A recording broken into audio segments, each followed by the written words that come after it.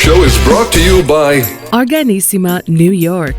Your exotic skin, hair, and beauty source, and your one-stop shop for all your natural and organic skin and hair care, featuring authentic organic Moroccan oil and prickly pear seed oil and much more. Bringing you only the best, straight from the source and proudly produced in the USA. So what are you waiting for? Shop today at www.organissima.com. Organissima, New York. Your beauty is our duty. Coming up next is Double Impact.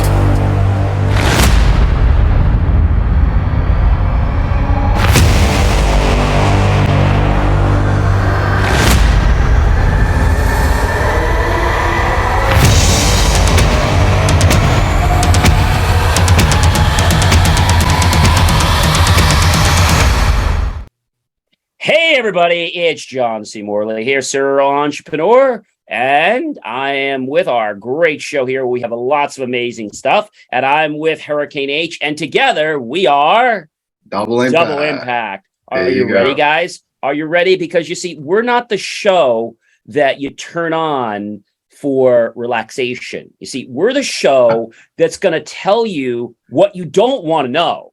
You see, we're going to explain to you why you're not succeeding. If you don't like that, I'm sorry, but it's raw. Or if you're succeeding, how you can do better, right? So, well, I guess that gives you the indication of the kind of show we are in today. So it's get ready for a wild ride. That's it. So John. Speaking about wild rides, did you hear about the roller coaster? Think about wild rides. The roller coaster that became unstable. Oh, no, I didn't hear that. The unstable roller coaster in New Jersey at Six Flags. When was this? Oh, when was this? This was not too long ago. They said that was it El Toro, I think. Oh boy. Yeah, my daughter was on that one. This happened right around August 27th. Oh, all right. So that's my, yeah, because my daughter was with her friends on Saturday. They were there. She didn't go on this Toro one because El Toro got closed down. Well, I hope, but she never said anything about it. El Toro Six Flags remained closed Saturday, 2 days after the multifunction injured 14 people. Per a New Jersey sales spokesperson for the Department of Community Affairs, DCA. And this is just really tragic. And the fact that, these things happen, I get that these parks are here to make money. I get it. But I have a big beef when it compromises my or yours or anyone else's safety or security. That's a big bone that I have to pick. Well, John, we can take a minute to talk about that and then safety and all the stuff and Sure. the measures and, just the planning and all that. And yeah, I mean, listen, you and I, we can judge here, we can sit here and talk about it. And I know people probably have their own opinions about this, but, again, coming from someone that worked at the parks, back in the days, I mean, I started at Disney, so I can tell you, I worked with one of the largest ones. And, I guess every park is different and their operations are different. And I actually studied theme park with them. It is not a very easy operation, as you know, and there's a lot of stuff. But safety cannot be sacrificed whatsoever, right? And I think that's the biggest part. I mean, these things are engineering marvels, and they have to have the maintenance that requires. Absolutely, they can't be playing games. I mean, they have to spend the money. They got to do what's necessary. And what's interesting, remember I told you that happened in August, but the thing that's new is the coaster just closed in September 2022. Because it was structurally compromised.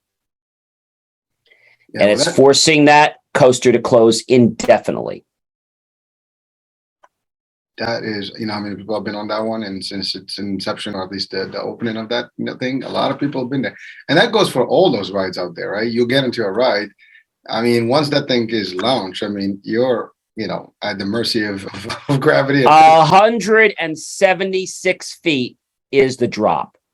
Yeah, I think I know exactly which one. The one that goes all the way up and then drops back on the other side. That is probably the most insane one, but I think that's the one, if I'm not mistaken. Is that Well, King Dakar is the one that's nuts.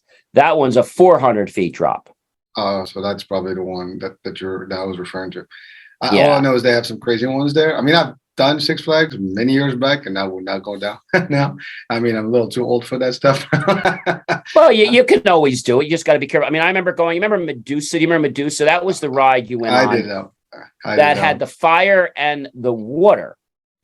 Well, I've done some crazy ones. I've done Batman and Robin. I've done Superman. I've done some on the Six Flags, and I've done some wilder ones. I mean, my first one that was that intense was what do you call it, Space Mountain in Disney. And believe it or not, when I was on, in Disney 30 years plus ago, and it was actually a fast roller coaster at the time, and somebody had a heart attack eventually, I think years later, and they had to reset it, to a different speed. Yeah. Something had happened that I recall. I mean, it's been many years now, but I was also part of the team that inaugurated the Splash Mountain, believe it or not. Wow. Yeah, I mean, I was a cast member, and the way they did it for the media purposes before they opened it to the public, they had all the cast members come up, and take a spin on that ride, and it was just fun. Yeah, we were there like at 5 o'clock in the morning. I think the media were prepped and all ready to shoot those footages and whatever, and we were there, and it was an interesting thing. But I have to say, I mean, I can't speak about Six Flags, science and engineering and maintenance. But I can speak, at least back in the days. I mean, Disney was like out of this world when it comes to the engineering and the maintenance and what they did. And I mean, again, obviously accidents and incidents can happen. They're going to happen, but you got to plan and you got to make sure you mitigate these things. And when they have something, I mean, you got to do structural checks all the time. I mean, there's always maintenance on these things. There's parts they're going to wear out. But I don't know if you know this, but El Toro is one of our very last wooden coasters still left. It's 181 feet or 55 meters for those that are in another country. It ranks fourth. Its drop is 176 feet or 54 meters exactly. It ranks second, and its maximum speed is 70 miles per hour, or for those in Europe, 110 kilometers per hour.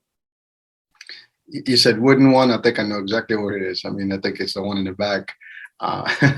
It's an older one. I think if that's the one you're referring to. It's not a new. Yes. Yeah, it's probably one of their first ones.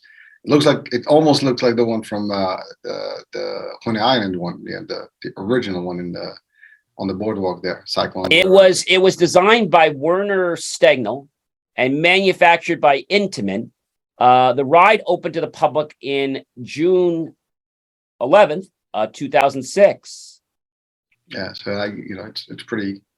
Yeah, I think I know. I don't think there's a couple of. There's only one. I think that's still wooden based, like like the old roller coaster up and down, all this stuff. I think that's the one. Yeah, because the one that you mentioned that I was kind of visualizing was the one that has that super 400 feet drop, which was like almost like going vertical and then coming back vertical. You have El Toro, okay, that's in Jackson Township. You have the Lightning Rod at Dollywood Pigeon Forge, Tennessee. Okay, It was the world's first launch wooden coaster. Lightning Rod grabs passengers' attention right away as the ranks are in the list of second on America's best wooden coasters. Then we have the Voyage at Holiday World, Santa Claus, Indiana. That's an interesting city. The Voyage, Indiana's Holiday World regularly gets the nod from coaster fans around the globe. Then we have Boulder Dash at Lake Compounce, Bristol, Connecticut. And then we have Phoenix at Nobels, Ellensburg, Pennsylvania. We have Goliath, which is always a big favorite, at Six Flags Great Adventure in Gurnee, Illinois. We have Lightning Racer at Hershey Park in Pennsylvania. We have Ghost Rider at Knott's Berry Farm in Buena Park, California.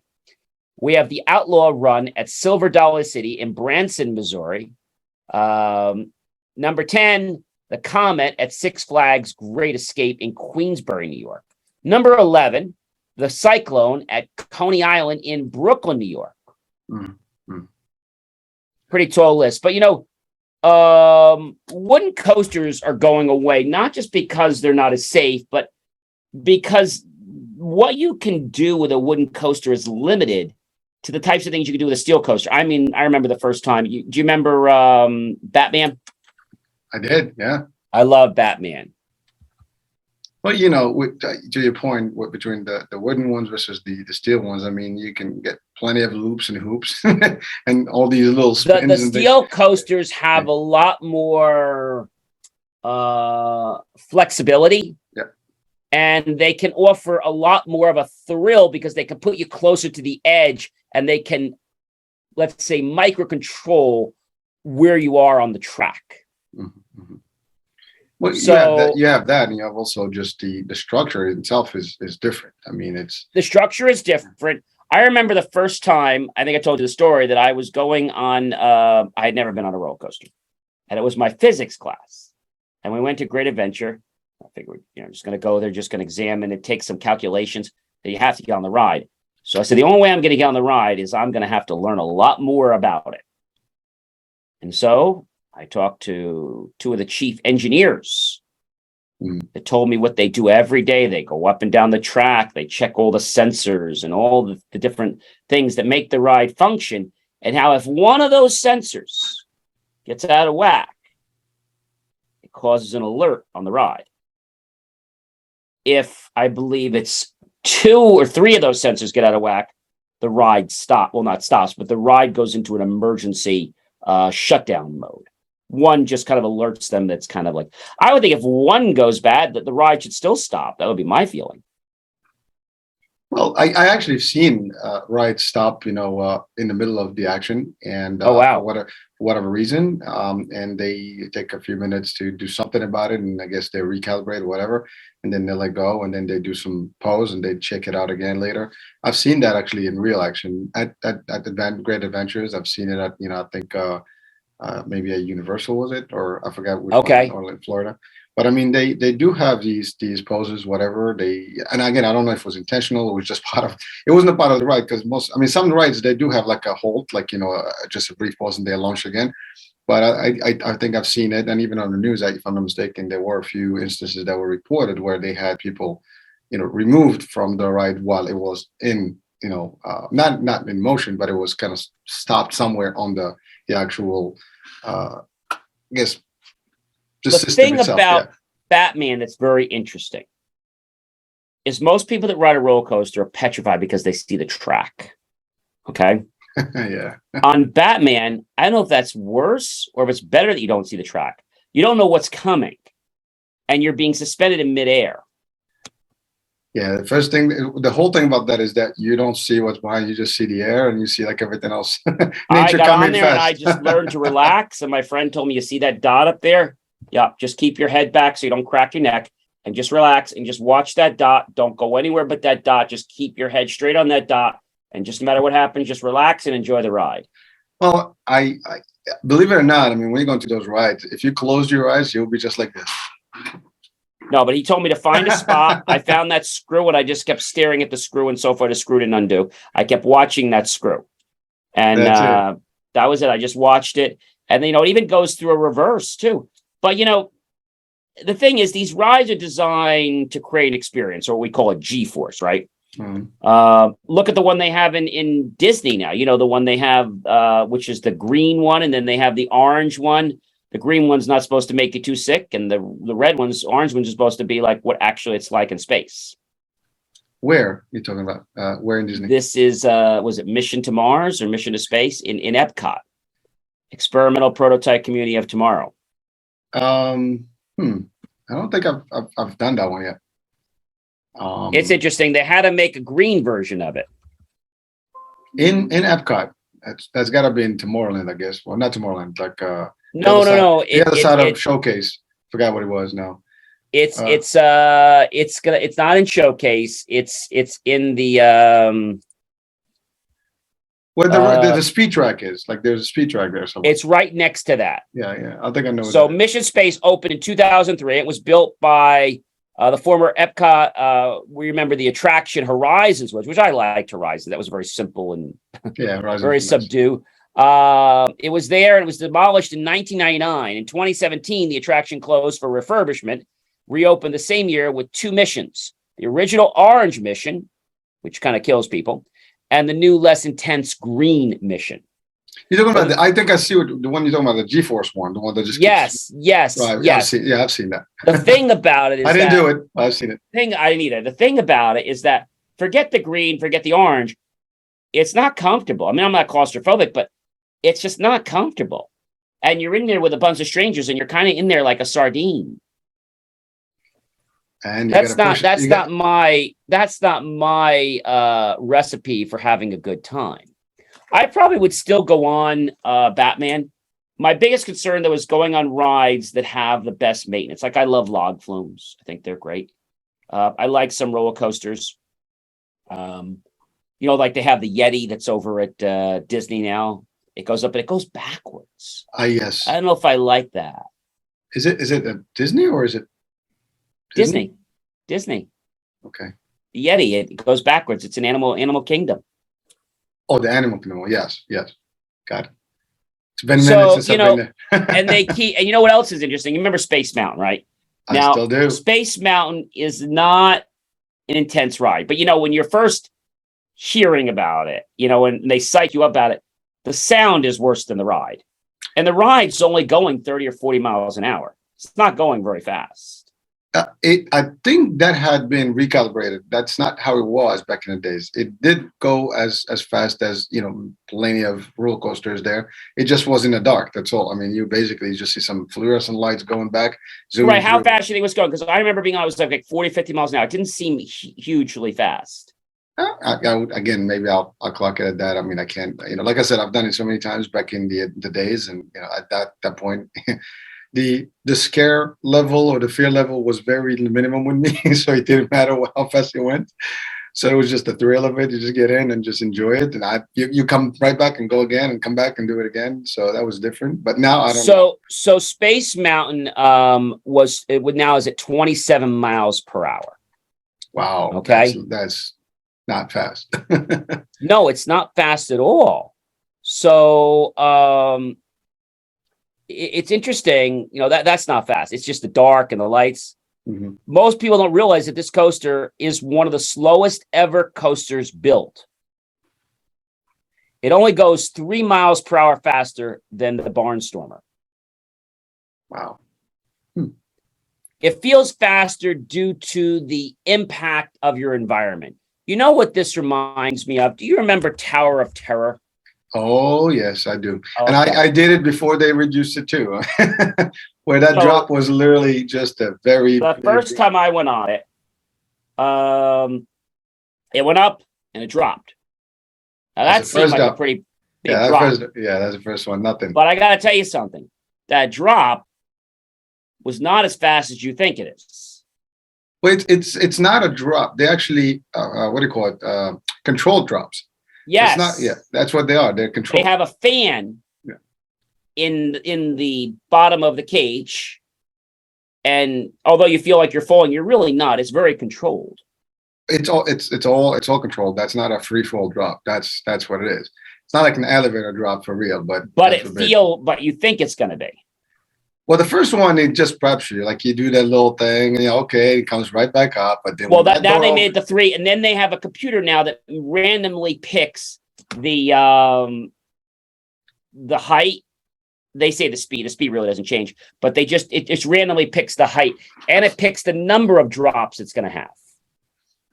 I remember when I first did it had 3 drops, and obviously the ultimate one was the one that just when that door opens up. You see like tiny people and tiny cars, and then it just drops down. That's the one that actually really got to you. Like people come up like with their legs, like literally shaking. That's how it went. And I usually was how fast is what's the other one? Rockin'. Remember Aerosmith? I don't think I've been on it, but I'm aware. Aerosmith, that's the Rock and Roller Coaster in Disney's Hollywood Studios. That only goes 57 miles per hour, but it feels a lot faster. I love when you said just only 57. And it uses LME, linear motor electromagnetic technology, for acceleration, which actually jets riders from 0, get this, to 57 or for those of us that are in other countries, 92 kilometers per hour, or in 2.8 seconds, you're jolted to 57 miles per hour. See, I think that's the biggest thing about Aerosmith, is that it's not the speed, it's how fast they step on the gas pedal. I remember going on that ride. I was at Disney myself, and my friends didn't come with me. And my friend says, he says, I bet you never go on that, yada, yada. So I had to get proof that I went on it. Sat with this family. I remember I was just kind of like, I was doing like, got the picture, show the picture, said, see, I was on it. No way. I'm like, yeah, I got you a copy, got everybody a copy, show you I was on the ride. You're sick. You're kidding me. So, it's, but, what do you think? What's the fastest roller coaster in Disney? Oh, I have no clue right now. I'd have to say it's probably Jurassic's World Velacoaster. It's in Disney or is it Universal? Where's that's in Universal. Yeah, that's Universal. Yeah. You said Jurassic, it has to be though. They got the Jurassic one. That is a very, very fast. But in case you wanted to know the 6 fastest rides in Disney, well, there are some fast ones. You have Twilight Zone, Tower of Terror. Mm-hmm. You have the Slinky Dog Dash. I didn't think that was that fast, but Splash Mountain. I love the way that kind of starts with that music, and then you kind of go up, just like that animal getting into trouble. I know. Expedition Everest. That's what I was telling you about. That's very fast. That's with the Yeti. That's Animal Kingdom, yeah. Rock and Roller Coaster. And then we get down to Test Track. That's the one in the Epcot, yep. Yeah, that scared a lot of people. Yeah, that thing is in the loop. I mean, that's I think 70 miles an hour, right? Isn't it? Or more? Yeah, I mean, it's just a car, but it's the way that they it's all going to be controlled. You obviously know that. But it's interesting how they do it. You know what I'm saying? You got sound, you got scenery, you got speed, you got. I mean, it's actually those are all 4D plus. I mean, literally, I call them 4D plus. I mean, some of these things have the whole gamut. I mean, you have sensors, you have things, you have air coming to you, you have, all the elements. That's how our movie theaters are going to be now. They're not going to be movie theaters. They're going to be experience theaters. Exactly. So, and they have a lot of them in there. I mean, I think I remember the first one was Honey, I Shrunk the Audience, or I was thinking the same thing. I remember they had the thing, and then they had the two jets, or even the ants. Remember the Life is a Bug, and the ants come right out of the thing, and a little thing comes out of the chair. But they have that. They have also which is the one in Universal. Also, that's a 4D experience with. Oh boy! Ooh. By the way, the Yeti only goes 50 miles per hour, but it has a lot of sudden annoying jerkiness to it. Well, that's usually what those things is. Those drops, those loops, and they just snap you left, they snap you right. The one that I've actually enjoyed, which is not actual. It's a ride with no speed, but it just gives you the sensation of speed. Okay. Is the launch experience in Cape Canaveral, NASA? What's that one called now? I think it's called the launch experience, like launch into space. And what it is, you strap up like you're in actual, a space shuttle, and it actually tilts you back, up. So you're actually looking up. And then you experience what the astronauts, actually experience in the G-force as they take off from the pad. And it's about a 2 minutes, I think, experience where, you're really strapped down and you're like, and you hear all the noise, like all the engine rumbling and all the stuff, and you can see it. And then the windows actually basically simulate the actual outer, the cockpit, windows. And then you basically are going up to space, and then it floats. You have the sensation floating when it actually gets to that, like you get off the Earth atmosphere and you get to space. So it's a pretty neat experience, like if you're never going to be an astronaut, you can at least get as close to it with just experiencing it there. And that's pretty cool. Now, you mentioned something interesting about 4D experiences, right? We talked about, whether you can have the different senses like our sight, hearing, touch, smell, right? Vibrations. But in a true coaster, okay, it's not the same thing. A 4D coaster is not the same thing. It's a true aerodynamic experience that has 4 rails. Oh, okay. Okay. And you have 4 rails instead of 2. And the main rails are basically what the coaster runs on, but it can be ratcheted back and forth. So that's an interesting type of arrangement. When you think about, different things that are out there, I think people want more intense rides. Why? I don't know. It's the thrill, the need for speed, I guess. I mean, you can't do it in a car. Might as well get on a ride. A 4-dimensional roller coaster basically means it's a type of steel coaster is what a 4D coaster is. And riders are not only pivoted the way we talked about on the track, but get this. Ready for some heat? They're rotated independently of the orientation of the tracks in addition to its regular movement path, which now causes a horizontal axis to be perpendicular to the track. That's intense. I can just visualize that thing. It's going to be a little bit of this is where you need not to eat before you go on it. You need to stay away from food for the whole day. I know. Your stomach's going to be turned upside down, inside out. Oh boy, I just thinking about it. I got little the GBs here. But you all gone to the mall and you've seen those 4D experiences, right? Where you have the simulators. They have the simulators, right? Yeah. Well, I mean, the simulators. I believe it or not, there is again at Universal they had is it Universal? I think Universal. They had a few back in the days. They had the Back to the Future ride, which is now the Simpsons, and then they have the Fast and Furious, which was Earthquake or Richter or something. I think it was the ride before, and it's similar to the one if you watch the movie Beverly Hills Cop. I think 2 was it or 3? I forgot which one. But they had that whole experience. I think it's 3. They had the experience with that train wreck and the water comes down and all the stuff, and those aliens invasion. I think they called it alien invasion in the movie. It's the same, ride in Universal. Now they changed that and they have the one Fast and Furious, which is holographs and holograms. I mean, literally you have the actors and it just basically stops and you have the impression that it's going. But it's pretty neat. I mean, the sensation, the way it feels, you feel like you're really into this and you're interacting with the actors from the movie. And it's just like stand up, holograms of those actors talking to you. But it's pretty cool. I mean, so they changed the stuff. But talking about the one that you mentioned, about the simulators, the one with the Simpsons, it is pretty intense. They also have one with I think Jimmy Fallon, I think studio, which is basically you sit in the Harry studio. Potter's new one is supposed to be the top #1 right now in Universal Studios. Harry Potter's for They got some crazy ones in Universal. I mean, they go crazy with the roller coasters there. I mean, I think Universal puts a little more into the experience than Disney does. And see, the thing I realized when I was working with them, Disney doesn't make their own rides.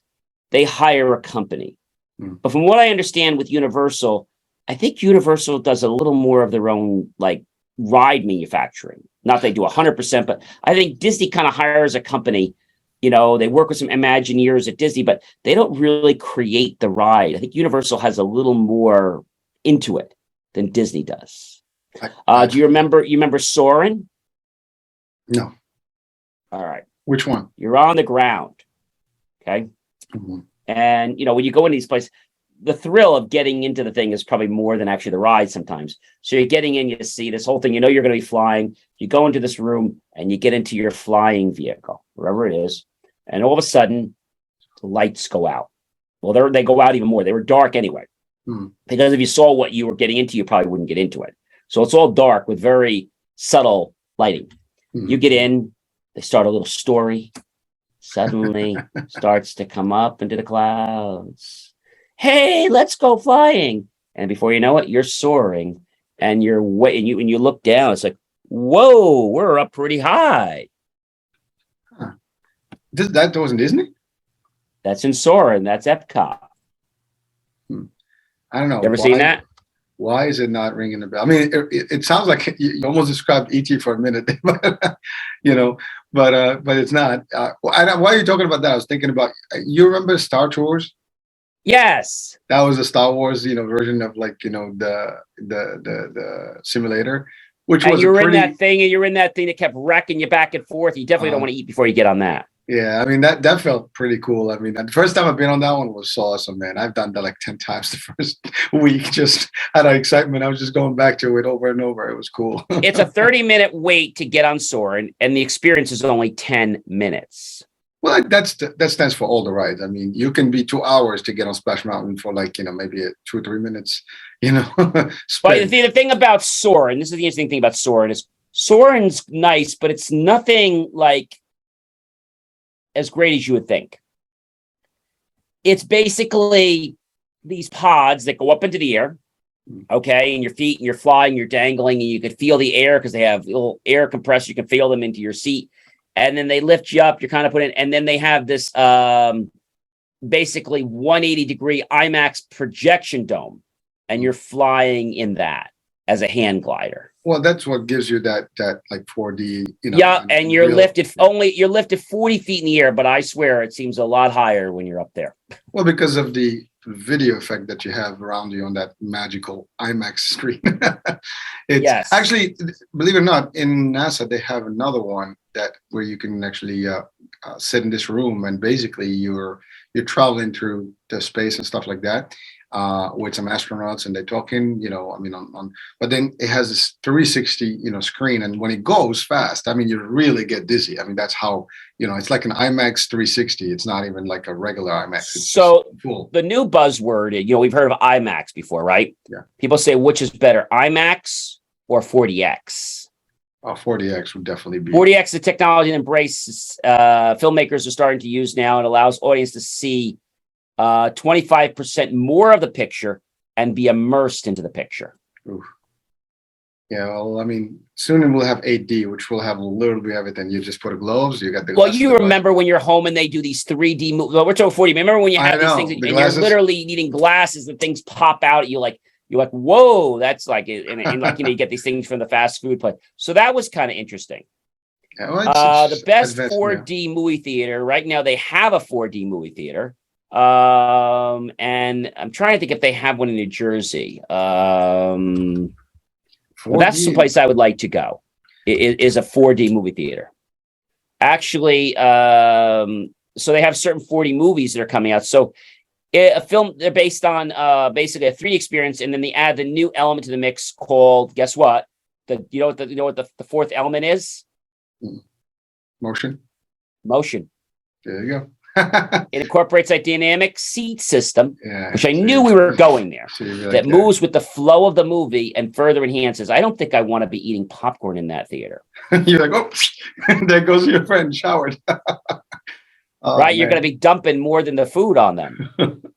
Well, and if you want to find out where the nearest 4DX theater is near you, just go to cj4dx.com. There you go. And by the way, folks, I think we've so derailed on the discussion of today, and we went to the roller coasters. But you know what? It was a learning experience. I mean, we've talked about some intense stuff. We went from scary to innovative to futuristic. And but you know what? Listen, with John, you always learn new and stuff. He's talking, he's looking, he's searching. So again, if you listen and watching right now, I mean, you just got yourself a little bit of a news update on all the roller coasters and all the fun stuff coming out to your movie theaters soon enough. Coming to 40X is the new thing. Forget iMovie and all that other stuff. But I did have another note. So my high school that I went to, Newman Prep, actually it was going to be 32 years, but it's actually 30 because we had COVID. We had our 30-year reunion this past Saturday. Sweet. So it was from 1972 when the school started all the way up to when I graduated in 1990. So it was an all reunion. Holy There were over 400 people there. How many people do you think came from my class? One. All. Well, we had 65 people in my class. How many people do you think came? I don't know, man. It's all or one. I don't know. I'm just going from 16. Oh, it's not a bad ratio. Now, here's the thing. Yeah. They did charge some money, okay? But I think this is why they lost some people. What do you think they charged for 3-4 hours of entertainment, photo booth, other photos, DJ, and some what I call snack food.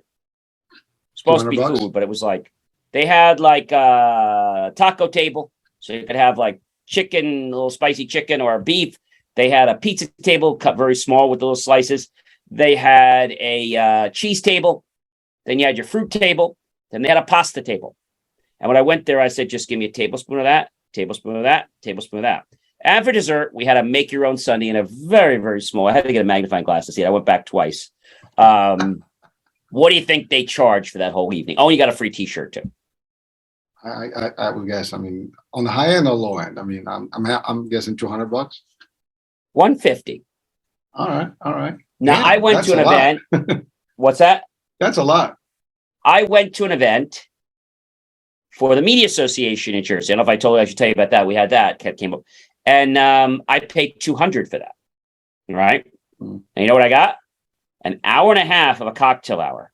Oh, by the way, that whole night was all open bar. I think that's why it was so expensive. I had an hour of free open cocktail bar at this event. There was passed around mini filet mignon, little pieces on bread. They had different types of cheeses, cheese tables. They had 6 or 7 hors d'oeuvres passed around, empanadas, chicken sticks, sliders, lots of stuff.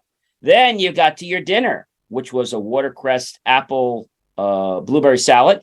And then we had a filet mignon, scalloped potatoes, asparagus, and for dessert, a homemade, homemade berry cobbler with ice cream. Very nice. Very nice. It was nice. So that was $200. You would think for $150 you would get, I think really where the money went is I paid for everybody else's drinking. Well, again, if you said open bar, I mean, it's open. It's open.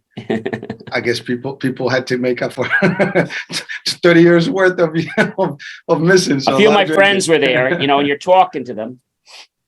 And, I had the one champagne when I came in. They called it a welcome champagne. It was like half filled. I had a little bit of that. And that's all I had.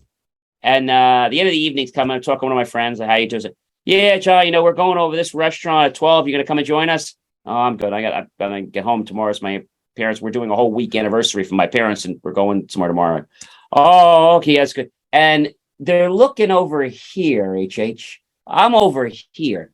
Yeah, everything's really nice. Yeah. Did you like everything? It was good. What did you think about the food? Food was good, man. Really good. Are you gonna have anything else? Yeah. I may have some of that stuff. What do they call that? Ice cream. I guess that's the stuff. That's the stuff. I want to try some of that. Are you going to join us later? We're going to go to Casey's later for some drinks. You going to join us? No, I think I'm good. He's like, we got to get a couple. You should really come. It's gonna be all fun. I sure hope these guys had an Uber or something. What's that? I sure hope that they had an Uber or Lyft or something taking them back home. They didn't. Oh boy, ouch. Yeah, I know. But these people drank in high school. Let me put it this way: you go to one of my friends' parties, and you're not used to going to a party, and they take your keys. That's smart. They take your keys. I didn't drink, so I'm like, I'm not giving my keys up because I didn't drink. I was always the designated DA. driver. Yeah, so that was me. I mean, I don't drink. DD, but so that was interesting. It was a nice evening, and then you knew when it was over at 11:30 because the place just turned up the lights bright. So you were like, "Oh wow!" I guess that means instead of them, say they just turn the lights on bright, and you see them start taking things apart. Oh, okay. So it was an interesting evening. We had a reunion page online. It was fun. Got to see a lot of nice people, and there were some people that didn't come. You had a few of your people that came that would brag the heck out of everything. Like, oh, I'm doing this, and I'm making close to $500,000 right now. That's great. It's fantastic. Like they had to let you know that they did this and they bought 10 cars, and I don't know where I'm going to put them all because I don't have garages big enough for them. That's a big problem to have. Excuse me, I'm going to go get another sandwich. I'll be right back. It's like. Well, it's amazing. I do want to go back to the movie thing just to. Oh, okay. No, but I want to just since we're talking about this topic, we're talking a lot of things. Yeah, well, reunions are great things. I mean, I still believe. I mean, we go to networking events all the time, and believe it or not, within the reunion, you're going to find a lot of different, folks from different angles, industries, and potentially good partners for business. I don't know. I mean, I try to talk to some of them. I always try to have a conversation, not to sell, but just to learn what they did. One guy was talking, I said, "So, where are you from? Where are you from? Are you local?" So I would say, "You local? You still local? You live local? Great." Just curious. Well, so what kind of work did you get in? Just curious. Oh, selling umbrellas. Oh, like insurance policies, like for umbrella, like for insurance. No. Because I figure umbrellas like insurance policy. No. We sell umbrellas like to the soda companies. Oh, Okay. that's interesting. Another guy asked him, "Well, what do you do for a living?" I said, "I'm just curious." He was a big basketball player. So, "What do you do?" I said, "Are you going to go pro with basketball?" No, I'm not doing basketball anymore. Okay, well, what do you do? I'm importing fruit. I said, "Oh, that's an interesting business. Tell me a little about that." He imports to Walgreens, Walmart, and Walmart mostly. And I said, "That's interesting." I was talking about. So I said to him, "Just curious, how did you get into importing fruit? What made you want to go that way?" "Oh, John, I It's a long was just in the story. wrong place at the wrong time, and I kind of got hooked." Story of a lot of people, right? A lot of industries, a lot of us actually listening and watching right now. You probably can relate to this. We almost stumble into our career paths, right? I mean, many of us have started one degree, one level, one industry, and wound up in a whole different industry for the rest of our lives. And some people jump different, places. But It's you got amazing. to be happy. You got to be happy. Yeah. So I think that's the most important thing. And when I heard a lot of these people, what they were doing, and I told them I do a lot. They said, "What do you do?" I said, "Well, I'm a serial entrepreneur." what is I that? said, "Just basically, it means that I have a few businesses." "Oh, well, you didn't do engineering." I said, "Well, I am an engineer. It's one of my companies." "Oh, well, what do you do with all that stuff? You waste a lot of time with the camera and the stuff. I hear you waste a lot of time filming things." "I'm also a video producer." "Okay, and what do you do every day?" Someone says you're always with a camera or something. What do you do with the camera, the days or something? What are you doing with that? What are you trying to do? "Oh, I celebrate the days." "What days?" "Well, every day is a day." "Was today a day?" I said, "Yeah, today was a day. I celebrated before I came in the parking lot." It is "What a was day. today?" "It was a National Punctuation Day." "National what?" "National Punctuation Day." You got to I put said, some you'd be commas surprised and how many periods. people don't use punctuation periods, I know. exclamation points to show emphasis, and they don't use a semicolon to link the independent dependent clause. They're looking at me. I gotta go get another drink. It's like, Or I show them a video of what I'm doing. Wow, that's interesting. oh, you can tell I'm just doing, we're double impacted, me and Hurricane. So they were just kind of they were but it was interesting because you just don't know, and they would ask, "What do you do?" and take a picture, and I show them. I said, "Well, I shoot over 500 videos a month." "You what?" "I shoot over 500 videos a month." And they said, "Oh yeah, I saw your video yesterday about the laptop." "What happened to the laptop? Did I tell you The the story water. about the laptop?" Yeah, about the water. Yeah. That was Yeah. last So week. oh my gosh, they said that was great. They said that was amazing. My kid loved that. That was really cool. I love that video. Okay, great. There you go. So you got a fan. But So that's the thing. I like knowing that my content changes people's lives, improves people's lives. and you will. And you know what? That's the thing. I mean, people watching and listening right now, maybe they're like, well, this whole half hour you guys have been talking about all different things. Yeah, I mean, and you know what? We have a lot of other shows that we talk about a lot of other different things and different topics on almost every day. And this one is a more of a casual format whereby we talk about whatever is the hour and the day, and then we take. We don't have an agenda, ladies and gentlemen. We come on the air. Yeah. I don't tell HH what we're talking about. He might say, "Gee, what do you do?" I said, "Well, we could talk about this possibly," but we never talk about that. We want to talk about something else. Yes. Like what I think we were going to talk about today, we never talked about. We still have some time. I think we're still going to cover some of it. But I wanted to go back, since we left it at that IMAX, business, or 4D. The 4DX, yeah. 4DX. But you know what? That's what Meta is right now. I mean, the Meta universe and all that stuff with the 360 and all the visors and I'm all concerned, that virtual. though, where they're going with that HH. I'm concerned because I feel that they're going to exploit people. And if they did what they did to kids with Instagram, I'm really concerned about where it's going, because they're about the money. They're never about the well-being of the person. Well, I was not referring exactly about Meta as the company, but okay. just the Meta world and the you had to clarify that. Okay. Yeah. So I know. Yeah, I mean, they're very slick. I mean, they picked up the name for the company that is just more, a larger name that in scope than the name. So yeah, people are going to get confused about the Meta other one that's Meta. really slick one. I got to tell you is eBay. I'll tell you this real quick story.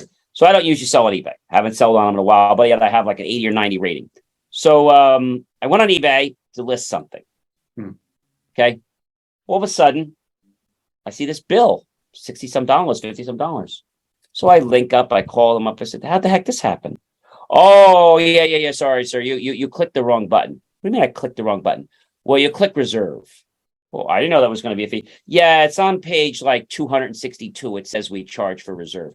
Well, that's like sucks. You should have warned me before I did it. Yeah, that's a good one. We have to make a note on that one. Thank you, sir.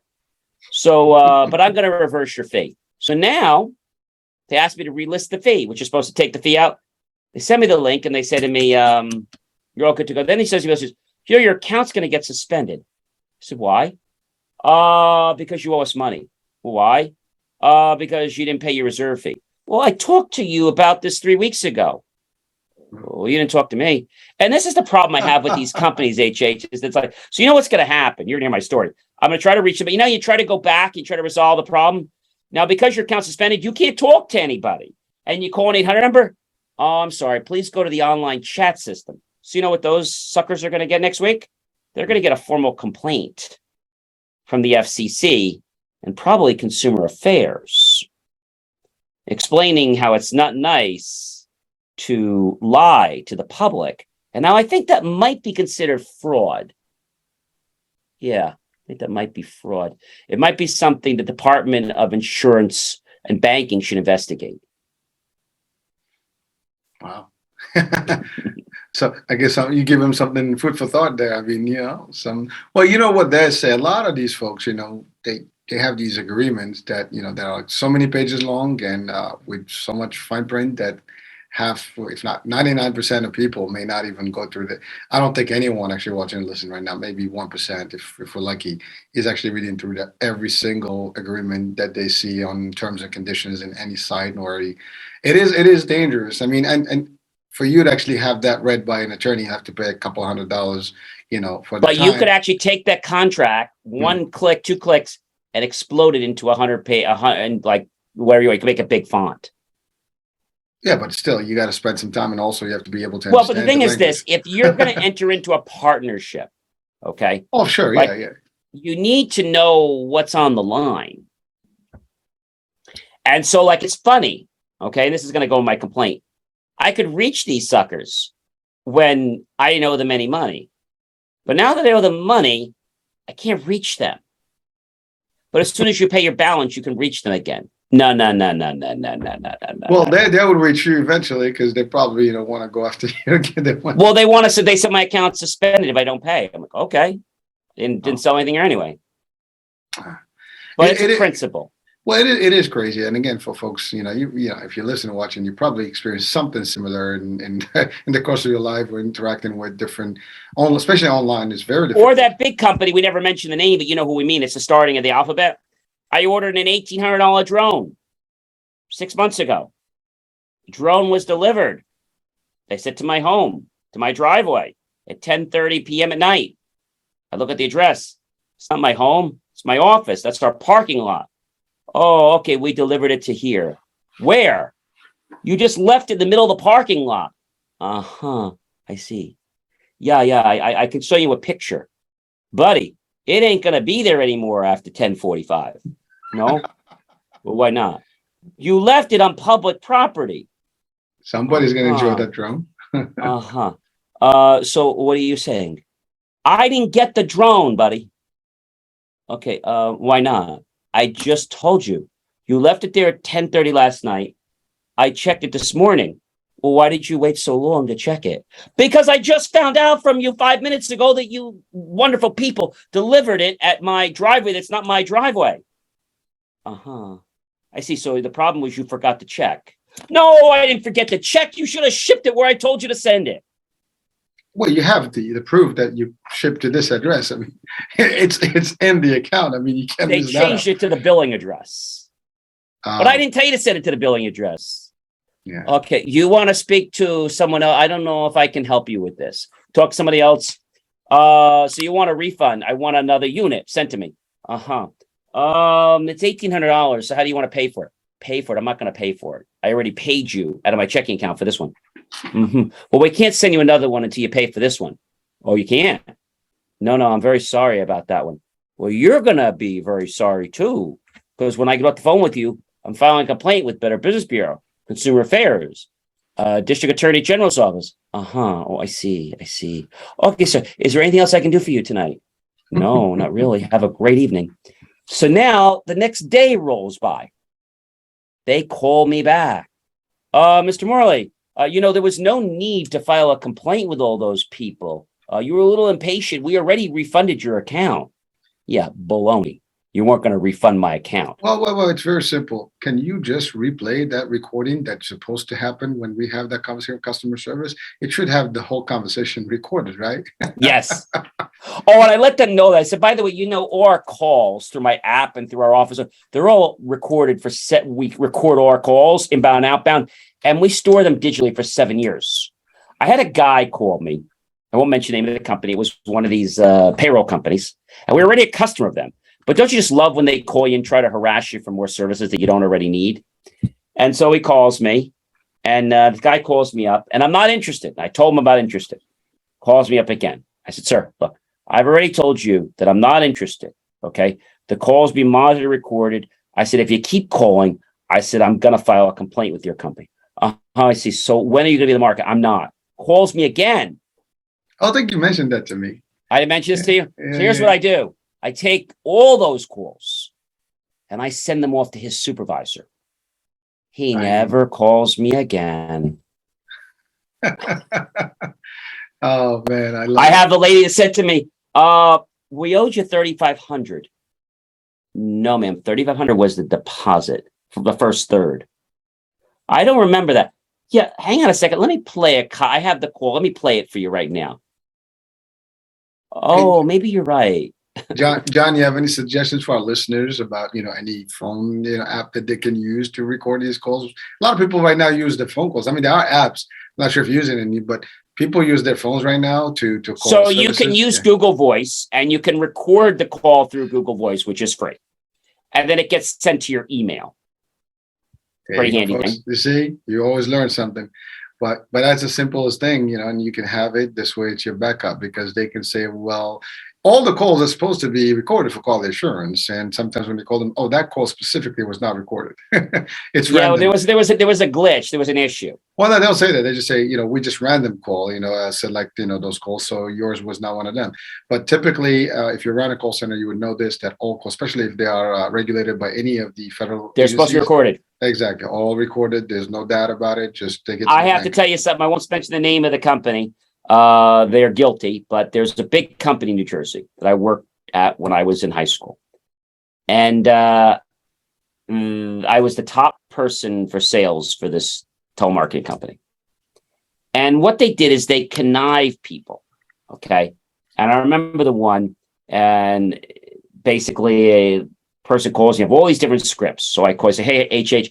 Oh, hi. I'm just calling from XYZ Corporation. Oh, I'm not looking to buy any more magazines. No, HH. I wasn't calling to get you to buy a magazine. Oh, no. I was just calling to say thank you. Oh, really? Yes, I was calling to say thank you. You remember when you took up blah, blah, blah, blah, blah, blah, magazine last year, blah, blah, blah, blah, and you really helped us, %? Yeah, I did. Well, listen, I really thank you so much. You helped over 1,700 people. And I just wanted to express this from the bottom of my heart, because we couldn't do what we do. Oh, well, you're very welcome. Listen, HH, while I have you on the phone, you helped all these wonderful kids last year. You gave them food, you gave them clothing, and you gave people a purpose in life. And I know you're a good person. And I know that's why you'd want to continue helping us this year. So how about just taking that magazine again this year? And you could help us out and you could help them, and we can make sure that many calls it. Well, John, I really can't do that right now. HH, I'm sorry. I didn't mean to ask you that. But listen, we really do need the help. I'll tell you what I'll do. I'm going to take 50% off. And I'll still give you the package price, but you'll get it for 6 months instead of 12. How's that? John, I don't know. You know what happened? My wife and kids, we're having some medical issues. Oh, I'm so sorry to hear that. And then I lost my job. You did? Oh, I feel like terrible that I'm here asking you. I'm begging you. I mean, I don't know what to say to you. I really don't. I mean, selling tactics. I am just so ashamed of myself. And these kids, they really need your help. We have all kinds of cassettes and cookies and all kinds of other cards. And you could get one of those for only $11.99. And it would still be helping mothers against drunk driving. Would you like to head and do that tonight? It's just $11.99. All right. Would it be okay if I continue recording the rest of the conversation and I have your credit card? Blah, blah. Well, thank you so much. It was such a pleasure talking with you. I am so grateful that I had the moment. But then the lady says to me, lady calls, she says, oh, I'm not looking to buy anything. But you remember me? I'm from Mad Mothers Against Drunk Driving. No. Okay. Well, do you know you actually helped save 1,700 people, including 6,000 women from actually getting into accidents, all because of Mothers Against Drunk Driving? Did you know that? That was phenomenal. Why don't you give yourself a round of applause for that? Yeah, but I'm not buying it. I'm not asking it. And it was just, and so what really got me was the fact that their management team was scum. So here's what happened. A friend of mine was sitting next to me. I wasn't a first responder at the time, but I did know CPR. He passed out. He was on the floor. So I go right down and was doing CPR on him because he passed out. I got reprimanded by the head team member because everybody stopped working. Who the hell do you think you are disrupting my whole entire call center? What gives you the right? Well, Joe passed out the floor. I don't care if God came down here. All right. I want you to stay on that phone. Okay. You could have done that a lot quieter. Okay. You could have taken him out of the room. You didn't need to disrupt my whole call center. I got up and I said, ladies and gentlemen, hi. You may not know me. I'm nobody here. I'm the top guy on the sales board. My name is such and such. And Mark, Chris, and David. And I want to take off my headset and I want to lay it down for the very last time. Because tonight, this is my very last time of being here. Anyone that puts more emphasis in their sales than someone's life, it's not a company I want to work for. You guys can do what you want, but I've made my choice and I don't want a penny from this company ever again. Good night, everyone. And I walked away and 7 people walked out with me. Wait. That is actually thumbs up, baby. I mean, that's power, baby, because you know what? That's a lesson they will learn for the rest of their life. And they're probably watching and listening right now. Hey, listen, you remember that? I'm not mentioning the name, but I'm sure they remember me. Well, if they hear this, they probably know. So, hey. I'm not mentioning their name, but call centers, they abuse people. Well, not all. I would not generalize, but you're right. I mean, it's you said it. It's about management. Well, you said management. The management. Yeah. Well, management is humans, and we were going to talk today about behaviors and habits, right? Where are you? Yeah. We're coming another time. We're out of time. Next week. Well, my point here is that you don't realize how powerful you are with the messages you can deliver. And when you start to believe, hey, everyone, believe. When you start to believe meachieve.com, when you start to believe in yourself, only at that moment, it's when other people start to come on board. Now, I had someone that wasn't doing so well in life, and I said, John, I don't know where I'm going to get the money. I said, I get it. I want you to believe in yourself, and I want you to believe in your creator. I don't know who that is for you. I'm religious, but I won't get into that on the show. And I want you to believe that you're going to have the resource. You're going to have the money. You're going to have it. You're going to see it as already being here. It's one thing to be thankful for something in your life. That's great. But when you could be thankful for something that's not in your life yet, or is on its way, that's really special. See, that is the highest form of praise or gratitude that you can give your creator. It's one thing to thank him. Hey, I thank you for being on the show. I thank you for my life. I thank you for being healthy. I thank you for all these great things, all the people in my life, all the things in my life, my home, my car, all these things. That's great. But I thank you, creator, or whoever it is. I thank you for all the money you're sending me. I thank you for all the advertisers I already have. I thank you for all the additional money I'm getting. I thank you for the new car that you're sending me. I thank you for all the new challenges and how I've helped people in their lives and how all these people have come back. I thank you for all the testimonial letters that I've already received. You see, when you live from a state of being, it has to manifest. It has to. That's superpower. And by the way, thank you for bringing that. I mean, talking about thank you and gratitude and really being grateful. You're right. I mean, our creator, again, doesn't matter what religion, faith, we all believe in the higher power, at least majority of people do. And even if those that don't, they probably believe in some sort of a level of energy or something that actually helps and guides. But the fact of the matter, to your point, we have to be thankful for what we have, what we've had, good and the bad, because the experiences, even some bad ones, are good for us because they guide us and maybe enlighten us better in this life and makes us who we are better. But also thankful for everybody around you and everybody that come in your way. And you're right, even the stuff that you haven't seen, because if you have, to your point, a belief and a vision, that vision hasn't manifested yet, right? But it will happen. And if you really hardcore, believe in it, it will happen, and you got to be thankful for it before it's there. And of course, it is a power state, and not everybody has that level of understanding of how we operate in this realm of this world, right? And that's and doesn't matter. Again, faiths, we can debate the religion, discussion. That's always a dangerous discussion, but it doesn't matter what angle of the faith is. I think we all have some similarity and connection. Absolutely, creator, whatever you call it. And when you're thankful for things that you don't yet have or see with your own naked eyes, that's when you have faith. Well, John, the whole idea of believing in the Almighty is without, we don't have a visual, but we do believe. It's all about the unknown, right? You have to believe without seeing, right? And that's really the hardest level of belief. And unfortunately, some people that's faith. That's faith. That's faith, exactly. Well, some people, they don't go there because they are sometimes too scientific, although science does not decline or deny, with faith. But they get into this whole thing like, if I don't see it, I can't prove it. Well, our world is quantum physics. I'm not going to go there tonight. That's a whole other. Oh, yeah, we can bring that quantum out later. Physics is what impacts and changes our world. Mm. And the thing I just want to end on, the last note, because we could be going for hours and hours, is that I had a client. I still have a client. This client, and it's a national international bank. And I remember many years ago saying, I'm going to get a client that's going to let me do X, Y, and Z and let me to future work on Wall Street. Within a year or two later, some weird things happen. But then I started to realize that, that's that client that I was asking for a year ago.